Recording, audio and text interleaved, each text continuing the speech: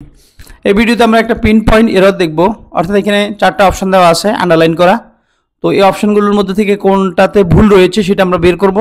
তো দেখা যাক, তাহলে শুরু করি। প্রথমে আমি একটু বিশদ ব্যাখ্যা করব, প্রতিটা ওয়ার্ডের ব্যাখ্যা করব, তাহলে আমাদের বুঝতে সহজ হবে।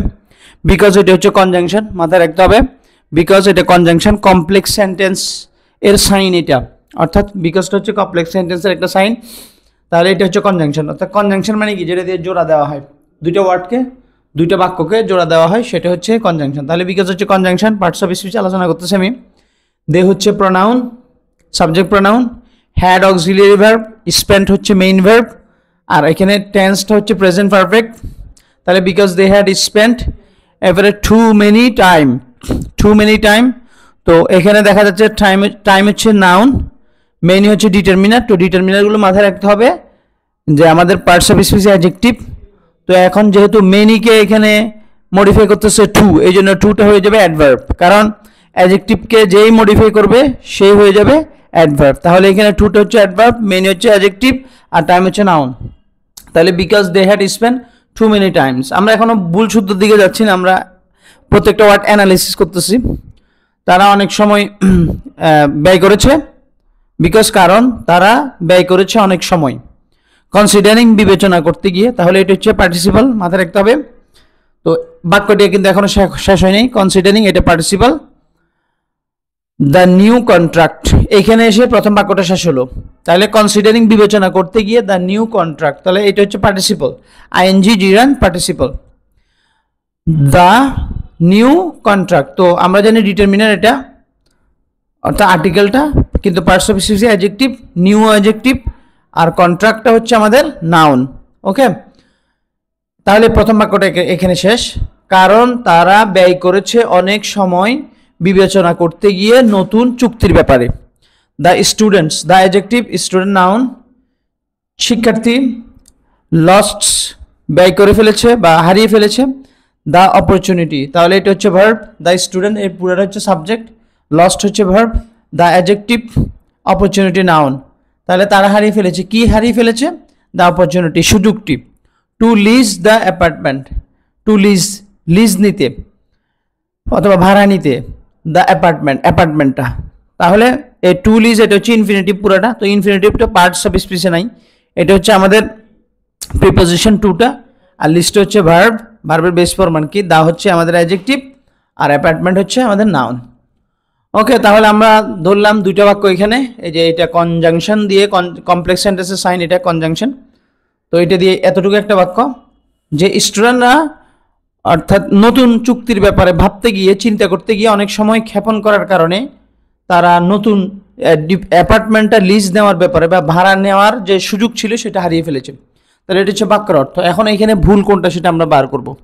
তো সর্বপ্রথম আমরা দেখি, অর্থাৎ যখন কোনো কনজাংশন হবে, ওই কনজাংশন দিয়ে যখন দুইটা বাক্যকে অ্যাড করা হবে, তখন মাথায় রাখতে হবে ওই কনজাংশনের পরে পুরা একটা বাক্য হইতে হবে, অর্থাৎ সাবজেক্ট প্লাস ভার্ব থাকতে হবে। তাহলে বিকজের পরে সাবজেক্ট আছে দে, হ্যাড স্পেন্ট ভার্ব আছে, তার মানে আমরা সাবজেক্ট এবং ভার্ব পেয়ে গেলাম, তার মানে এখানে বাক্যটা পেয়ে গেলাম। আমি আবার বলতেছি, যখন কনজাংশন দিয়ে কোনো দুইটা বাক্যকে জোড়া দেওয়া হবে, তখন কনজাংশনের পর পর সেখানে সাবজেক্ট এবং ভার্ব থাকতে হবে, অর্থাৎ পুরো একটা বাক্য থাকতে হবে। তাহলে এখানে বিকজ শুদ্ধ। এবার টু মেনি টাইম, এখন কথা হচ্ছে এখানে দুইটাই শব্দ, টু এবং মেনি, এই দুইটা শব্দ কিন্তু টাইমকে মডিফাই করতেছে। হ্যাঁ, অনেক অনেক সময়। তো মাথায় রাখতে হবে টাইম হচ্ছে আনকাউন্টেবল নাউন। তো আনকাউন্টেবল নাউনকে মডিফাই করার জন্য আমাদের অবশ্যই আনকাউন্টেবলের যে মডিফায়ারগুলো সেগুলো নিতে হবে। তো আমি গত ভিডিওগুলোতে আমি দেখিয়েছি, একদম ভাগ ভাগ করে দিয়ে, স্পেসিফিক করে দিয়ে আমি দেখিয়েছি কোন ডিটারমিনারগুলো কাউন্টেবল নাউনকে ডিটারমাইন করবে আর কোনগুলো আনকাউন্টেবল নাউনকে করবে, এবং কোনগুলো কাউন্টেবল এবং আনকাউন্টেবল উভয় প্রকারের নাউনকে ডিটারমাইন করবে সেগুলো আমি বলেছি, বা মডিফাই করবে সেগুলো আমি বলেছি। তো টাইম যেহেতু আনকাউন্টেবল নাউন, অতএব এখানে মেনি শব্দটা ইউজ করাটা হচ্ছে ভুল, কারণ আনকাউন্টেবল নাউনের মডিফায়ার হিসেবে মেনি ইউজ হতে পারবে না। এখানে অবশ্যই আমাদেরকে ব্যবহার করতে হবে মাছ।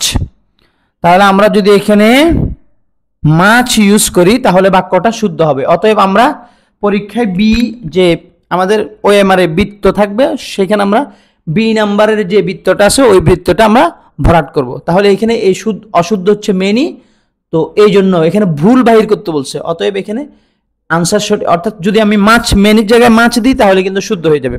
পরের বাক্যগুলো আমি দেখি শুদ্ধ আছে কিনা, পরের অপশনগুলো। তো কনসিডারিং এখানে আইএনজি কেন হলো, আইএনজি হচ্ছে অর্থাৎ এখানে একটা বাক্য, এই যে এটা সাবজেক্ট হচ্ছে দে হ্যাড স্পেন্ট, এটা হচ্ছে ভার্ব, টু মাচ টাইম আর কি।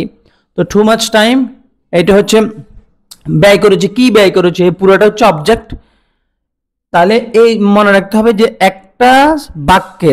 একটা বাক্যের যখন দুইটা ভার্ব হবে, এইটা হচ্ছে বাক্যের সাবজেক্ট। তো সাবজেক্টের যখন দুইটা ভার্ব হবে তো দ্বিতীয় ভার্বটা সাধারণত হয়তো আইএনজি হবে, না হলে ইনফিনিটিভ হবে। সাধারণত আইএনজি হয়, ইনফিনিটিভের জন্য কিছু ভার্ব রয়েছে, সেগুলো নিয়ে আমরা আলোচনা করব পরে। তো এই জন্য এখানে মাথায় রাখতে হবে যে একটা সাবজেক্টের যদি দুইটা ভার্ব হয়, দ্বিতীয় ভার্বটা আইএনজি হবে অথবা ইনফিনিটিভ হবে। তাহলে এখানে আইএনজি দেওয়া আছে, তার মানে এখানে সি ভুল না, সি সঠিক আছে। এরপরে পরের অবস্থাটা দেখি, দ্য স্টুডেন্ট লস্ট। এখন এখানে লুজ এর ফার্স্ট ফর্ম লস্ট ব্যবহার করা হয়েছে, এটা কি শুদ্ধ কিনা? অবশ্যই শুদ্ধ, যেহেতু আমাদের এই অংশ হচ্ছে ফার্স্ট পারফেক্ট। তো এগুলো নিয়ে আমরা আলোচনা করব, রাইট ফর্ম অফ ভার্বে আমরা এগুলো নিয়ে আলোচনা করব। অর্থাৎ যখন আমাদের ফার্স্ট পারফেক্ট ব্যবহৃত হবে একটা অংশে, কমপ্লেক্স সেন্টেন্সের একটা অংশে যখন ফার্স্ট পারফেক্ট ব্যবহৃত হবে, তখন অপর অংশে সাধারণত ফার্স্ট ইনডেফিনিট ব্যবহৃত হবে। অনেকগুলো নিয়ম রয়েছে, দুইটাই ফার্স্ট হতে পারে, দুইটাই মানে প্রেজেন্ট হইতে পারে, অনেকগুলো ব্যাপার আছে।